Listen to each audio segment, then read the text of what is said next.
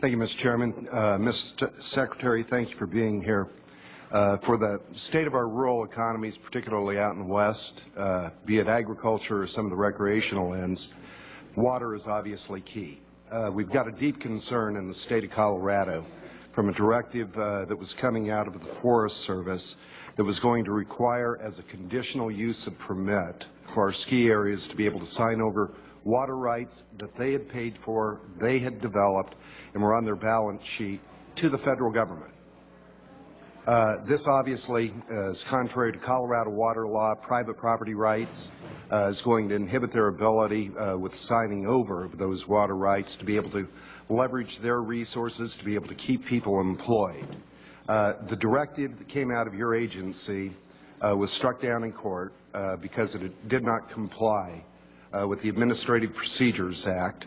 But yet again, we see the federal government and your agency going back after Colorado water, Western water, in terms of conditional uses of permit. Mark Amadei's district out of Nevada had a rancher, BLM lands, that was required to sign over their water rights.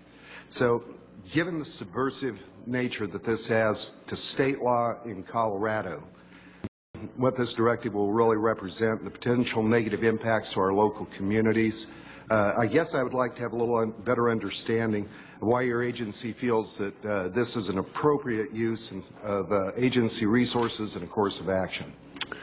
Well, Congressman, as you were asking that question, I was thinking about my son, who's a lawyer in Colorado, telling me the advice he gave me is never to get into water law issues. It's complicated. We'd appreciate letting you let us have Colorado have that. Well, I appreciate that. I think the Forest Service learned a lesson in terms of approaching this issue.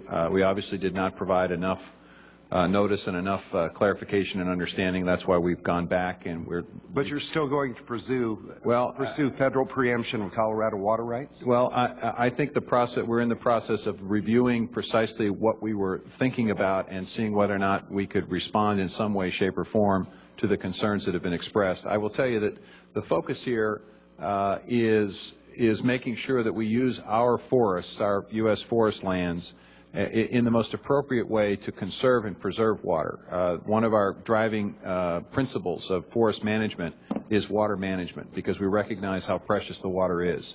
And I think that the impetus for this was really starting with that concern, but recognizing that we need to balance that with the interests of those who need the water for economic purposes, the ski industry specifically. So I think. Has there ever been any violation, any sale of water other than for those purposes?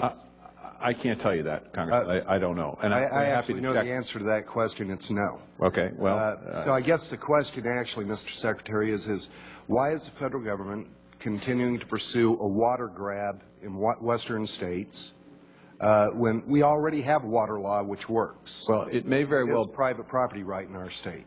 It may very well be that that policy is be different than what we initially proposed, because we learned from that lesson of not providing adequate notice and an opportunity to be heard. So their folks are looking at this now and trying to rethink this. I think the goal for us is making sure that as we use our forested areas, we use them in the best possible way to preserve and conserve water resources. And I hope there'll be heavy consideration, again, for the state water rights, state law, and private property rights. It should not be preempted by the federal government. And one other area I'd like to be able to move on, and I applaud some of the efforts to be able to grow some of our exports. And you noted that with the President's sequestration that we may well see some impacts actually to our ability to be able to export. San Luis Valley, we have a lot of potatoes that we'd like to be able to export down into Mexico. Can you give us an update on where that's at? It seems like in dealing with the Mexican government that we're having a real inability to be able to export our potatoes, and they're trying to use some of the phytosanitary issues to be able to inhibit that.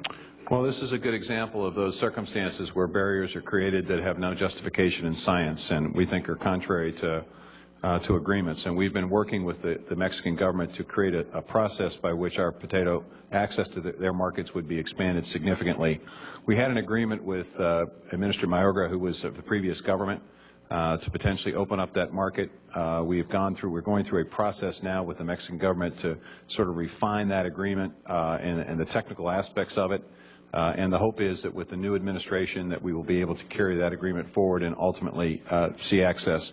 We've had some success in reopening the beef market in Mexico, and that gives us some degree of optimism that this is an opportunity for us to also reopen that potato market. It's very, very limited, and we don't think it's justified. My time has expired. Thank you, sir.